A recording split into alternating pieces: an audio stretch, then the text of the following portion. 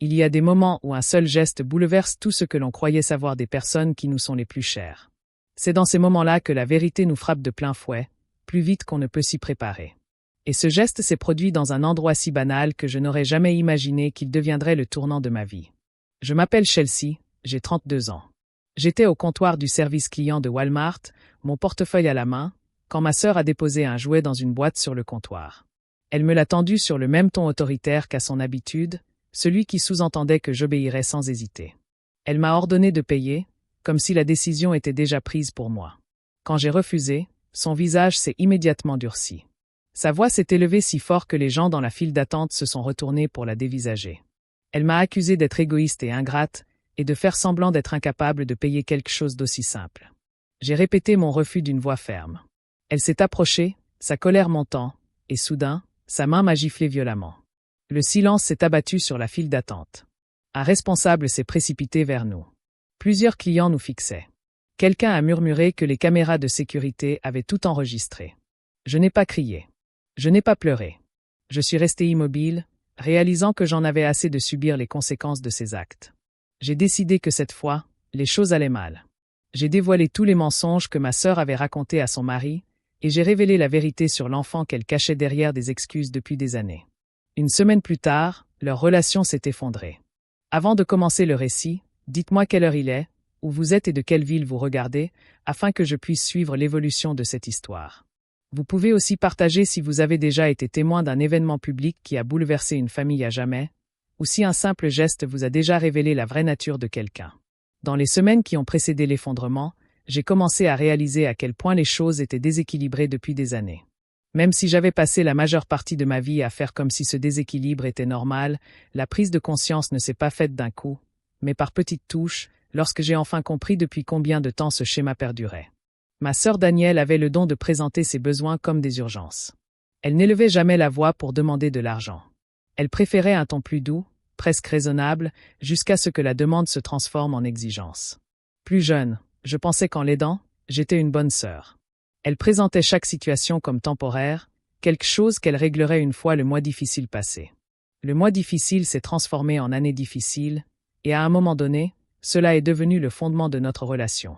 Mes parents étaient rarement au courant de toute la situation, ce qui permettait à Daniel de façonner les événements à son avantage. Maman lui faisait facilement confiance, et papa n'aimait pas les conflits. Il la calmait donc souvent avant de poser des questions. Maman disait que Daniel était débordé et méritait de la compassion. Papa répétait tout ce que Daniel racontait à propos de factures imprévues ou de retard de paiement. Il demandait rarement des détails. Il croyait ce qu'on leur disait et m'encourageait à être patiente. Je n'ai réalisé à quel point Daniel s'appuyait sur cette dynamique qu'à la fin de ma vingtaine, lorsque j'ai commencé à prendre mon indépendance. Plus je devenais indépendante, plus elle semblait dépendre de moi. Elle appelait tard le soir et soupirait avant d'expliquer pourquoi elle avait besoin d'une petite somme pour une dépense importante. Elle ne parlait jamais d'emprunt, mais de soutien. Elle disait que j'étais fiable, celle sur qui elle pouvait compter. Je n'ai perçu la manipulation derrière ces mots que bien plus tard. Le déclic s'est produit lorsque son mari, Brandon, est entré dans sa vie et que j'ai vu Daniel modifier son comportement d'une manière qui me mettait mal à l'aise.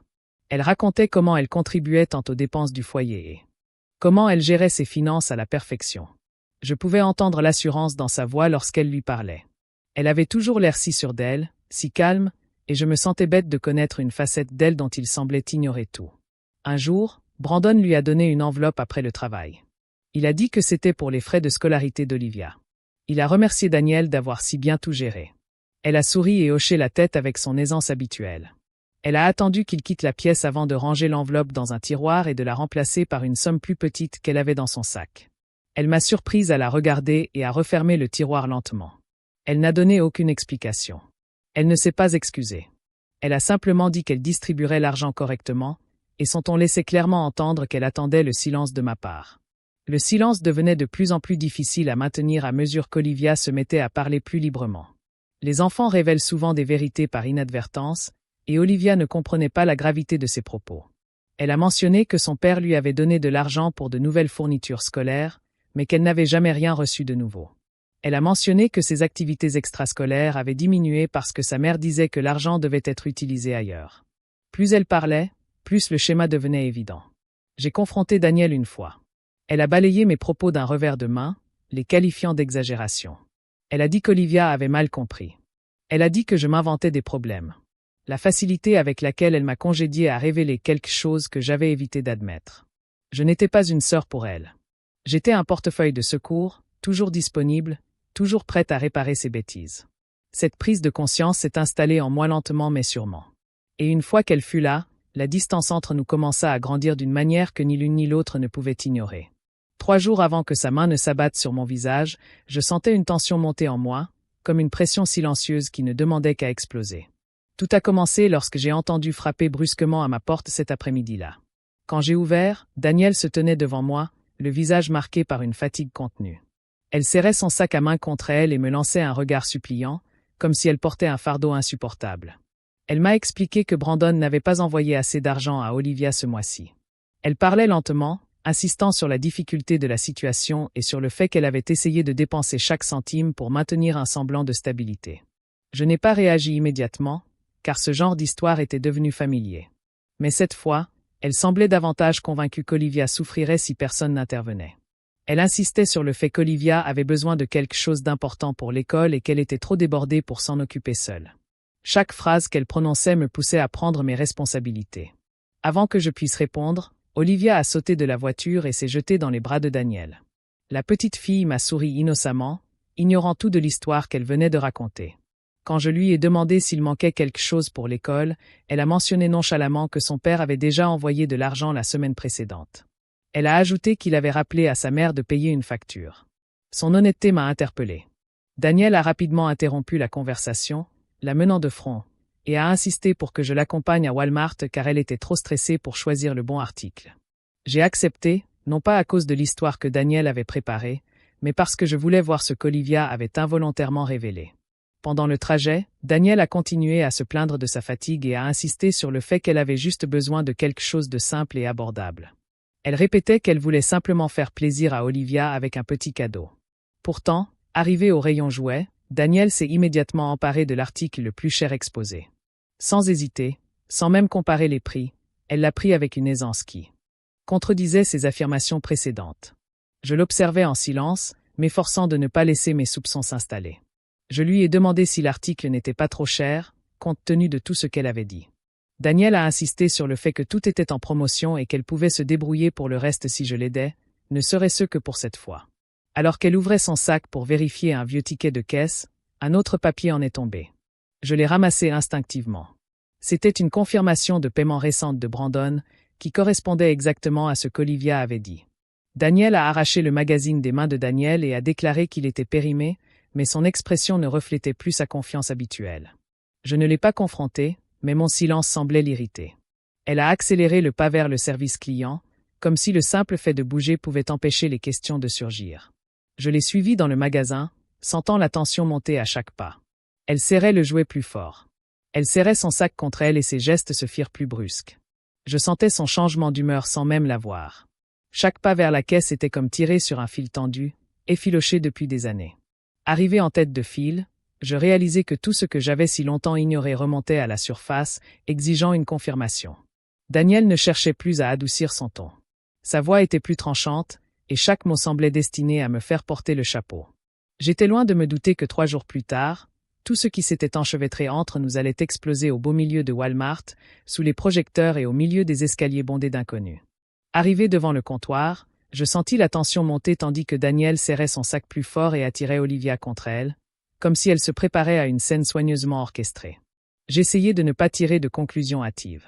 Chacun de ses pas portait cette pointe de calcul familière que je percevais depuis des années, et cette fois, elle me paraissait plus aiguë que jamais.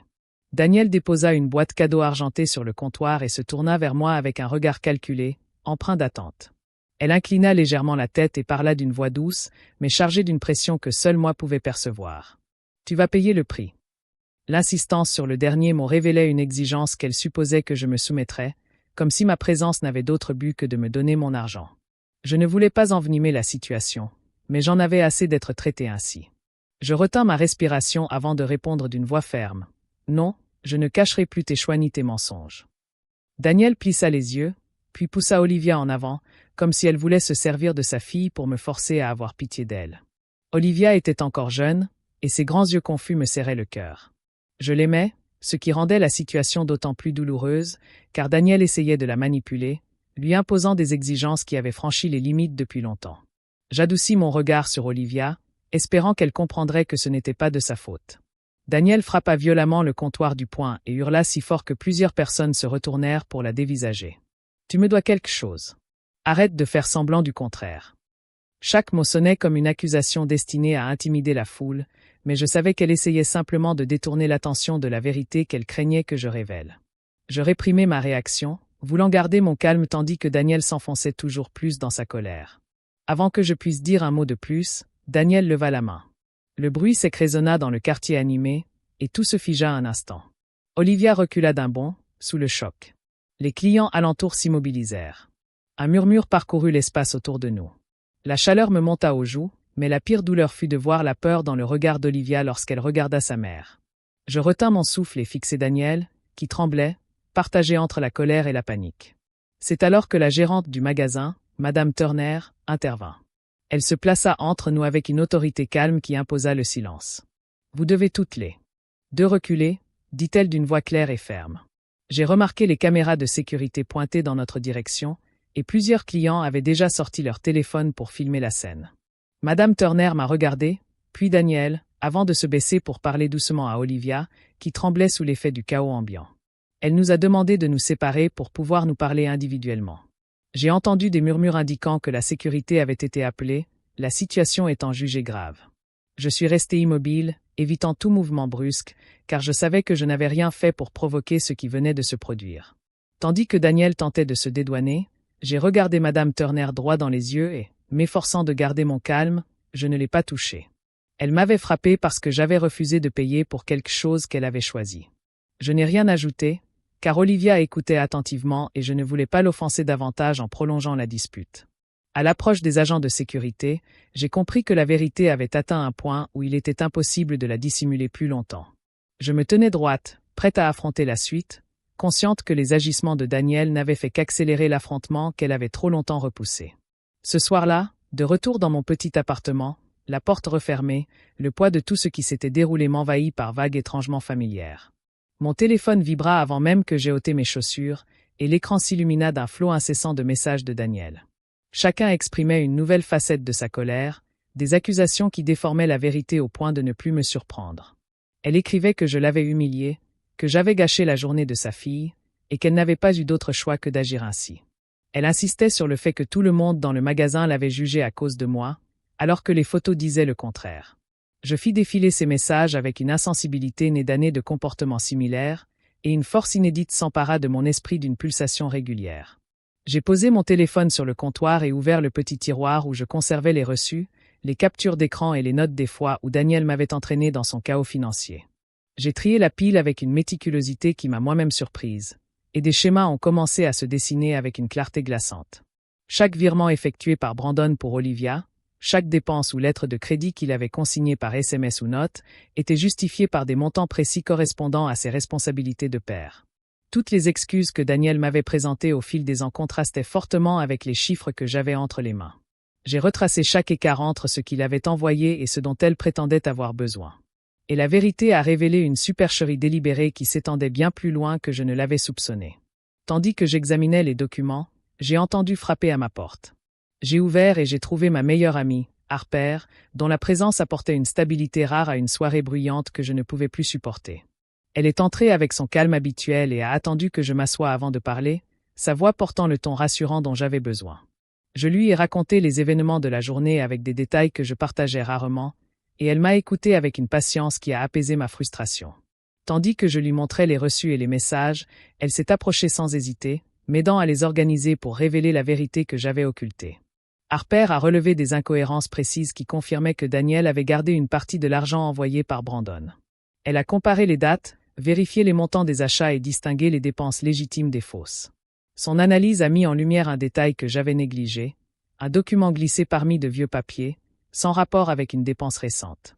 C'était un avis médical au nom d'Olivia, mais la tutrice désignée n'était pas Daniel, et la date était antérieure à la naissance d'Olivia d'une manière incohérente. La confusion a rapidement fait place à une révélation qui m'a coupé le souffle.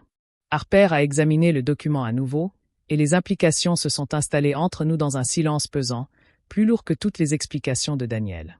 Cette découverte a créé une brèche dans l'histoire que Daniel avait tissée pendant des années, et cette brèche s'est élargie à mesure que nous examinions les documents. J'ai senti la vérité m'attirer avec une clarté que je n'avais pas ressentie depuis longtemps, et la peur qui m'avait autrefois réduite au silence a commencé à s'estomper. Harper a posé une main sur mon épaule avec une douce assurance, me rappelant que j'avais passé des années à porter le fardeau de conséquences qui n'auraient jamais dû être les miennes. Son soutien m'a ancré dans la réalité. Pourtant, la décision qui se dessinait en moi venait d'un endroit plus profond que le simple réconfort ou les encouragements. J'ai rassemblé tous les documents, captures d'écran et messages dans un seul dossier, et j'ai senti ma résolution se transformer en quelque chose de solide et d'inébranlable. Je ne craignais plus la confrontation qui m'attendait. Au contraire, j'éprouvais une détermination calme à révéler ce qui devait l'être et à mettre fin aux mensonges qui avaient tenu ma famille en otage depuis bien trop longtemps. Quand Harper est parti, l'appartement semblait plus lourd de vérité, mais plus léger d'un but précis, et je savais que le silence était enfin rompu. 2 jours plus tard, je suis entré dans un café près du centre-ville, partagé entre détermination et incrédulité. Brandon était déjà assis près de la fenêtre, les poings serrés, et son expression trahissait le nombre de fois où il avait revu la vidéo de Walmart. Je me suis assise en face de lui et j'ai posé mon téléphone sur la table sans insister. Il a demandé à revoir la vidéo, alors je l'ai ouverte et j'ai laissé l'enregistrement se dérouler en silence pendant qu'il regardait le moment où Daniel levait la main et me giflait devant tout le monde. Son regard est resté longtemps fixé sur l'écran après la fin de la vidéo, et il a finalement expiré comme s'il avait retenu son souffle depuis son départ en voyage d'affaires. J'ai fouillé dans mon sac et j'ai sorti le dossier que Harper et moi avions préparé. J'ai choisi mes mots avec soin, voulant que la vérité éclate avec clarté plutôt qu'avec colère. Je lui ai dit que j'avais examiné l'historique des paiements qu'il envoyait chaque mois et que je l'avais comparé aux reçus que Daniel conservait. Il a écouté sans m'interrompre tandis que je lui exposais les chiffres qui montraient comment elle avait gonflé ses dépenses et empoché la différence. Je lui ai expliqué comment elle avait insisté sur le fait qu'elle avait besoin d'argent supplémentaire pour des choses qu'elle n'avait jamais achetées et comment elle avait manipulé le budget pour créer une crise qu'elle seule pouvait résoudre. Brandon se frotta les mains en fixant les preuves étalées sur la table.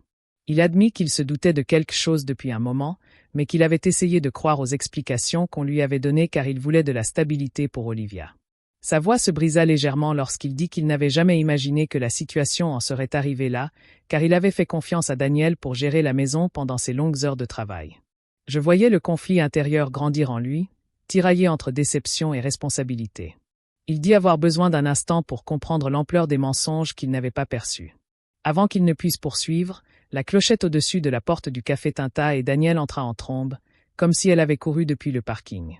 Elle vit les papiers sur la table et affirma aussitôt que tout avait été sorti de son contexte. Elle prétendit que j'avais toujours voulu le monter contre elle et tenta de faire passer toute la confrontation pour un malentendu alimenté par la jalousie. Sa voix s'est élevée lorsqu'elle m'a accusé de l'avoir provoqué chez Walmart. Je suis resté calme, sachant que la vérité l'emportait sur sa panique. Brandon lui a posé une question directe concernant les factures en double que nous avions trouvées. Elle a tenté de les minimiser en les qualifiant d'erreurs dans son application de budget, mais il lui a rappelé que les documents révélaient une tendance plutôt que de simples erreurs isolées. Elle a alors trouvé une autre excuse, prétendant avoir utilisé l'argent supplémentaire pour couvrir des frais médicaux imprévus pour Olivia. J'ai ouvert le dernier dossier devant moi et lui ai révélé ce que Harper et moi avions découvert la veille. Daniel avait falsifié des documents pour justifier les prétendues dépenses médicales. Et les dossiers hospitaliers ont confirmé qu'aucun frais de ce type n'avait été facturé durant les mois mentionnés. Son visage s'est figé dès qu'elle a reconnu les documents. Je l'ai assuré que je n'avais aucune intention de faire du mal à Olivia et que je souhaitais simplement la transparence, car je ne pouvais plus fermer les yeux sur le fait qu'elle ait menti sur les besoins d'un enfant pour un gain financier. Brandon a fixé Daniel du regard, soudain frappé par la réalisation, et il a repoussé sa chaise avec une force qui a semblé emplir toute la pièce. Il a dit avoir besoin de temps pour réfléchir aux conséquences pour leur avenir et a quitté le café sans se retourner. Daniel a murmuré son nom, comme si elle espérait son retour. Mais sa voix s'est éteinte lorsque la porte s'est refermée derrière lui. Elle est restée figée un long moment avant de se tourner vers moi, le visage empreint d'un mélange de peur et de frustration, comme si elle avait enfin compris les conséquences de ses actes. Une semaine après cette conversation, un matin paisible s'est abattu sur mon appartement, et ce calme m'a permis de réaliser à quel point les choses avaient changé en si peu de temps. Je buvais une tasse de thé lorsque mon téléphone a vibré. C'était Brandon. Il m'annonçait avoir quitté la maison et trouvé un logement temporaire près de son bureau. Son ton était calme, sans colère, comme si le chaos des derniers jours lui avait enfin apporté la lucidité qu'il attendait. Il m'a confié qu'il allait réévaluer tous les aspects de ses finances et m'a demandé de lui envoyer des copies des documents que je lui avais montrés au café. J'ai répondu que je leur transmettrais tout, sans toutefois m'engager à poursuivre les discussions. Je voulais que la vérité éclate, mais je ne voulais plus porter une responsabilité qui n'avait jamais été la mienne. Plus tard dans l'après-midi, Brandon m'a informé qu'il avait pris rendez-vous avec un conseiller financier pour examiner les incohérences dans les rapports de Daniel. Il m'a écrit qu'une fois les dossiers triés, le schéma de factures modifié et de dépenses gonflées était devenu impossible à ignorer. Il a expliqué que chaque relevé révélait une tentative délibérée de dissimuler des retraits non autorisés, et le conseiller lui a recommandé de régler le problème officiellement avant qu'il ne s'aggrave. J'ai ressenti un mélange de déception et de soulagement en l'écoutant, car il avait enfin la confirmation de ce qu'il soupçonnait depuis des mois. Au fur et à mesure que la situation évoluait, mes parents m'ont contacté pour la première fois depuis l'incident chez Walmart. Leur voix trahissait une hésitation inhabituelle, et ils ont admis avoir défendu Daniel avant d'en comprendre tous les tenants et aboutissants. Ils m'ont demandé si j'avais quelque chose à ajouter à ce que Brandon m'avait dit. J'ai répondu brièvement, car je ne voulais pas revivre le travail émotionnel que j'avais déjà accompli. Je leur ai dit que la vérité était déjà sous leurs yeux et que j'avais pris du recul pour mon propre bien-être. Ils n'ont pas discuté, et leur silence était lourd de sens. Ils comprenaient enfin à quel point leur supposition m'avait affecté. Entre-temps, Brandon a fait en sorte qu'Olivia passe quelques semaines chez ses parents pour qu'elle se sente en sécurité pendant qu'il gérait la transition. Il m'a expliqué que ses parents vivaient dans un quartier calme où Olivia retrouverait ses repères habituels, et il pensait qu'être loin des tensions familiales l'aiderait à se sentir en sécurité. Il m'a assuré qu'elle allait bien et qu'elle passait du temps avec ses grands-parents, qui tenaient à ce que ses journées restent calmes et prévisibles. J'éprouvais une douce tranquillité d'esprit en sachant qu'elle était dans un environnement préservé du conflit qui se déroulait entre ses parents. Quant à Daniel, sa situation s'est rapidement dégradée à mesure que la vérité se répandait parmi la famille et les amis proches. Elle tentait de justifier les incohérences en les qualifiant de malentendus. Pourtant, chacune de ces explications paraissait absurde face à l'analyse. Plusieurs membres de sa famille lui ont retiré leur soutien, se sentant trahis par les histoires qu'elle leur avait racontées. Elle a perdu la confiance de ceux qui l'avaient le plus ardemment défendue, et son cercle social s'est réduit comme peau de chagrin face aux conséquences indéniables de ses actes. Pour la première fois, elle était confrontée aux effets de l'histoire qu'elle avait créée, et personne ne pouvait la protéger. Toute la semaine, j'ai gardé mes distances, car j'avais besoin de souffler. Après des années à subir les conséquences de choix qui n'étaient pas les miens, je ne répondais aux messages qu'en cas de nécessité et j'évitais de me laisser entraîner dans des conversations qui me replongeraient dans le cycle que j'avais enfin brisé. Un étrange sentiment de paix s'est installé dans cette distance, comme si je pouvais enfin entendre mes propres pensées sans le vacarme incessant du chaos d'autrui. J'ai compris que prendre du recul ne signifiait abandonner personne. Cela signifiait simplement choisir une version de moi-même qui ne s'attachait plus à réparer les dégâts causés par les autres. À la fin de la semaine, la tempête autour de Daniel faisait toujours rage, tandis que ma vie me semblait plus stable que depuis des années. J'ai compris que je ne pouvais pas encore effacer le passé. Je pouvais décider de la suite, et la clarté de ce choix m'a apporté une paix insoupçonnée. Alors que le calme revenait, je savais que je devais faire un choix. Le poids de cette prise de conscience a guidé chacun de mes pas les jours suivants. J'en suis arrivé à un point où prétendre que la situation pouvait être réparée me semblait malhonnête envers la personne que j'aspirais à devenir. Alors, je me suis autorisé à accepter la vérité. Seule la distance pouvait préserver ma santé mentale. Ni applaudissements ni compassion. Pourtant, je comprenais qu'une paix véritable ne pouvait coexister avec le chaos que Daniel semait. Alors qu'elle sentait que quelqu'un ne répondait plus à ses besoins, la décision devenait plus évidente à chaque fois que je reprenais ses réactions, ses excuses changeantes et son ressentiment croissant face à toute forme de responsabilité. J'ai dit à Daniel que je ne pouvais plus accepter la version de notre relation à laquelle elle s'obstinait. Et je l'ai dit sans élever la voix, car la force ne se mesure pas au volume. Son incrédulité fut immédiate, suivie d'une série de messages oscillant entre supplications et reproches. Pourtant, aucun ne laissait transparaître la moindre responsabilité.